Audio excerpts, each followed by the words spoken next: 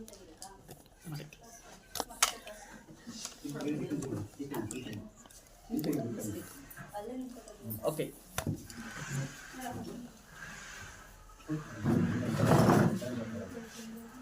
ಎಲ್ಲರಿಗೂ ನಮಸ್ಕಾರ. ಕೇಳಿಸ್ತಿದ್ಯಾ? ಓಕೆ, ಸೊ ತುಂಬಾನೇ ಖುಷಿ ಆಗುತ್ತೆ. ಇವತ್ತು ಏನು ಶಾರದಾ ಪೂಜೆನ ಆರ್ಗನೈಸೇಷನ್ ಮಾಡಿದ್ದಾರೆ ನಮ್ಮ ರಾಜಣ್ಣ ಸರ್ಗೆ ಒಂದ್ಸಲಿ ಜೋರಾಗಿ ಚಪ್ಪಾಳೆ.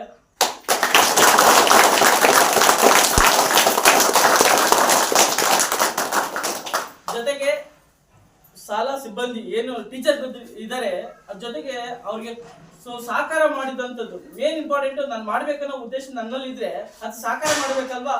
ಹಾಗಾಗಿ ನಾನು ಇದು NS ಅಲ್ಲಿ ಬರ್ತಾ ಇದ್ದೀನಿ.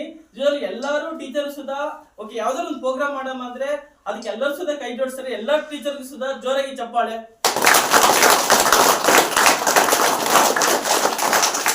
ಅದ್ರ ಜೊತೆಗೆ ನೀವೆಲ್ಲ ಯಾರ್ಯಾರು ಪೋಷಕರು ಬಂದಿದ್ದೀರಾ ನಿಮ್ಗೂ ಸುಧಾ ಸ್ವಲ್ಪ ಜೋರಾಗಿ ಚಪ್ಪಾಳೆ. ಅದ್ರ ಜೊತೆಗೆ ನಮ್ಮ ಪುಟಾಣಿ ಎಲ್ಲ ಮಕ್ಕಳಿಗೂ ಸೊ ನಿಮ್ಗೂ ಸುಧಾ ಸ್ವಲ್ಪ ಜೋರಾಗಿ ಚಪ್ಪಾಳೆ.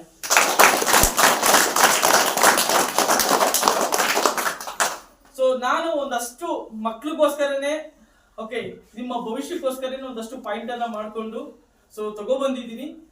ಸೊ ಕೆಲವರಿಗೆ ನಿಮ್ಮ ಭವಿಷ್ಯ ತುಂಬಾ ಇಂಪಾರ್ಟೆಂಟು.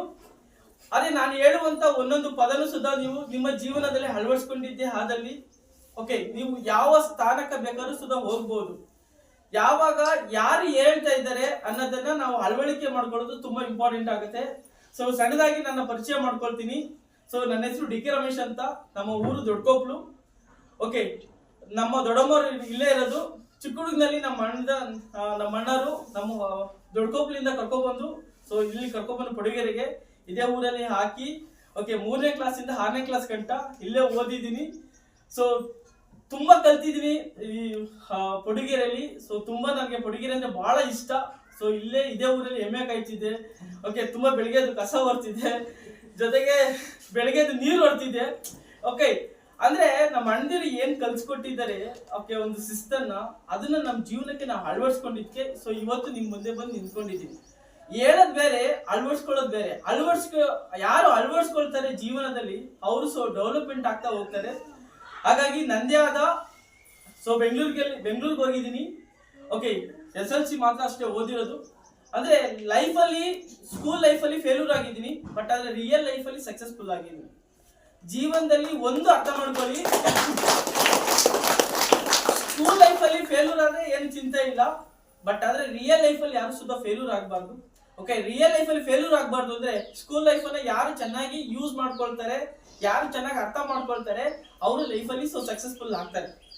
ಸೊ ನಂದೇ ಆದ ಯೂಟ್ಯೂಬ್ ಚಾನಲ್ ಸ್ಟಾರ್ಟ್ ಮಾಡಿದ್ದೀನಿ, ಜನರ ಧ್ವನಿ ಅಂತ.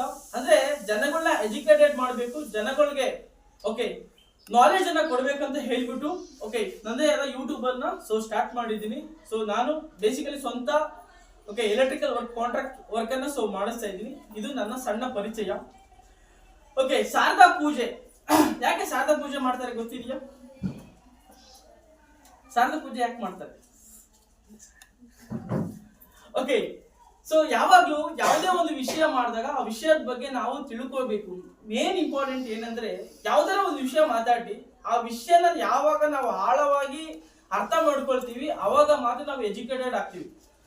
ಬ್ಲೈಂಡ್ ಆಗಿ ಯಾವುದನ್ನು ಮಾಡಬಾರ್ದು, ಯಾವುದೇ ವಿಷಯ ಆಗ್ಲಿ ಓಕೆನಾ, ಅದನ್ನ ಆಳವಾಗಿ ಅರ್ಥ ಮಾಡ್ಕೋಬೇಕು. ಶಾರದಾ ಪೂಜೆ ಮಾಡುವ ಉದ್ದೇಶ ಏನಂದ್ರೆ ಓಕೆ, ನಮ್ಮಲ್ಲಿರುವ ಅಜ್ಞಾನಗಳು ಹೋಗಿ ಜ್ಞಾನವನ್ನ ತುಂಬ್ಕೋಬೇಕಂತ. ಏನ್ ಹೇಳಿ? ಜ್ಞಾನ ಬರೋದು ಎಲ್ಲಿಂದ? ಜ್ಞಾನ ಬರೋದು ಎಲ್ಲಿಂದ? ನಾವು ಓದುವ ಬುಕ್ಕಿನಿಂದ ಜ್ಞಾನ ಬರುತ್ತೆ. ಅರ್ಥ ಆಯ್ತಲ್ಲ? ಹಾಗಾಗಿ ಇವತ್ತು ಸರಸ್ವತಿಯನ್ನ ಯಾರು ಬಳಸ್ಕೊಳ್ತಾರೆ ಅವರಿಗೆ ಲಕ್ಷ್ಮಿ ಅನ್ನೋದು ತಾನಾಗಿ ತಾನು ಬರ್ತಾ ಹೋಗುತ್ತೆ. ಸರಸ್ವತಿನ ಬಳಸ್ಕೊಳ್ಳಿಲ್ಲ ಅಂದ್ರೆ ಲಕ್ಷ್ಮಿ ಬರ್ತದ? ಓಕೆ, ಸೊ 3 ಯುಗ ಇತ್ತು ಮುಂಚೆ ಎಲ್ಲ ಯುಗಗಳು. ಅಂದ್ರೆ ಮಹಾರಾಜರ ಕಾಲದಲ್ಲಿ ಯಾರು ಶಕ್ತಿವಂತ ಆಗಿದ್ದಾರೆ ಅವರು ರಾಜ್ಯಭಾರ ಮಾಡ್ತಿದ್ರು, ಕರೆಕ್ಟಾ? ನೆಕ್ಸ್ಟ್ 2ನೇ ಯುಗ ಏನ್ ಬಂತು? ಯಾರು ದುಡ್ಡಿದ್ದಾರೆ, ಯಾರು ಜಮೀನಿದೆ ಅವರು ಓಕೆ ದೇಶನ ಮುನ್ನಡೆಸ್ತಾ ಇದ್ರು. ಈಗ ಮುನ್ನಡೆಸ್ತಾರೆ ಯಾರು? ಮಾತಾಡ್ಬೇಕು. 7ನೇ ಕ್ಲಾಸ್ ಮಕ್ಳು ಯಾರಿದ್ರ?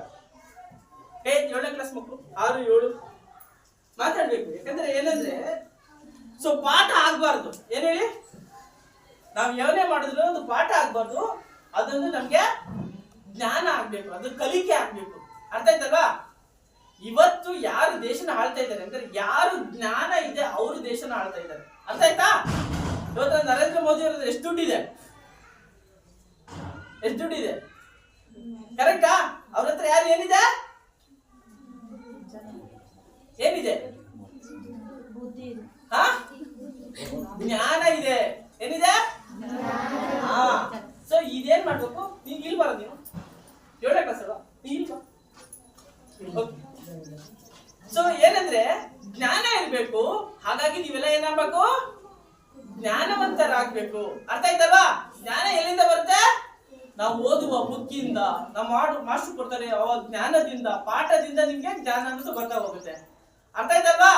ಹಾಗಾಗಿ ನೀವೇನಾಗ್ಬೇಕು, ಜ್ಞಾನವಂತರಾಗ್ಬೇಕು. ಜ್ಞಾನವಂತರಾಗ್ಬೇಕಂದ್ರೆ ಬುಕ್, ಪೇಪರ್, ನ್ಯೂಸ್ ಪೇಪರ್ ಅನ್ನ ಅತಿ ಹೆಚ್ಚು ಓದೋದನ್ನ ಹ್ಯಾಬಿ ಮಾಡ್ಕೊಬೇಕು. ಅರ್ಥ ಆಯ್ತಾ? ಓಕೆ. ಸೊ ಈಗ ಬೀಳ್ಕೊಡುಗೆ ಸಮಾರಂಭ. ಸೊ ಇವತ್ತು 7ನೇ ಕ್ಲಾಸ್ ಮುಗಿಸಿ 8ನೇ ಕ್ಲಾಸ್ ಹೋಗ್ತೀರಾ, ಕರೆಕ್ಟಾ? ಸೊ ನಿಮ್ಮ ಜವಾಬ್ದಾರಿಗಳು ಜಾಸ್ತಿ ಆಗಿದೆ. ಏನಾಗಿದೆ? ಹಾ, ನೀವೆಲ್ಲ ರಿಯಾಕ್ಟ್ ಮಾಡ್ಬೇಕು. ಅಂದ್ರೆ ನೀವು ಈಗಿನ ಮಕ್ಕಳೇ ಮುಂದಿನ ಪ್ರಜೆಗಳು. ಮುಂದೆ ಒಂದಿನ ನೀವು ಓಕೆ IAS ಆಗ್ಬೋದು, IPS ಆಗ್ಬೋದು, ತಹಸೀಲ್ದಾರ್ ಆಗ್ಬೋದು, ರಾಜಕಾರಣಿ ಆಗ್ಬೋದು, ಗೊತ್ತಿಲ್ಲ, ಕರೆಕ್ಟ್ ಅಲ್ವಾ? ಅಂದ್ರೆ ಸೊ ಇವತ್ತಿನ ನಿಮ್ದು ಏನಾಗ್ತದೆ, ಜವಾಬ್ದಾರಿ ಅನ್ನೋದು ಜಾಸ್ತಿ ಆಗ್ತದೆ. ನಾವು ಬೆಳೀತಾ ಬೆಳೀತಾ ಬೆಳೀತಾ ಜವಾಬ್ದಾರಿನ ಜಾಸ್ತಿ ಆಗುತ್ತೆ. ಅರ್ಥ ಆಯ್ತಲ್ವಾ?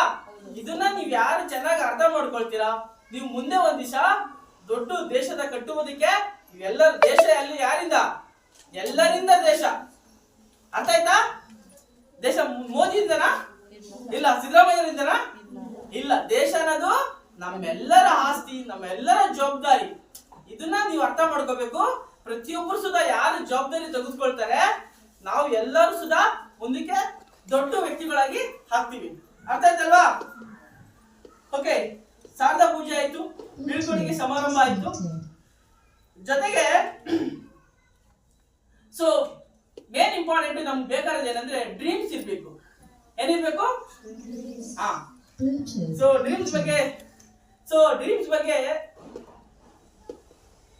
ತುಂಬಾ ಇಂಪಾರ್ಟೆಂಟ್. ನೀವು ಏನ್ ಮಾಡ್ಬೇಕಂದ್ರೆ ನಮ್ಮ ಕನಸನ್ನ ಕಾಣಬೇಕು. ಓಕೆ, ಎಷ್ಟು ಜನ ಕನಸು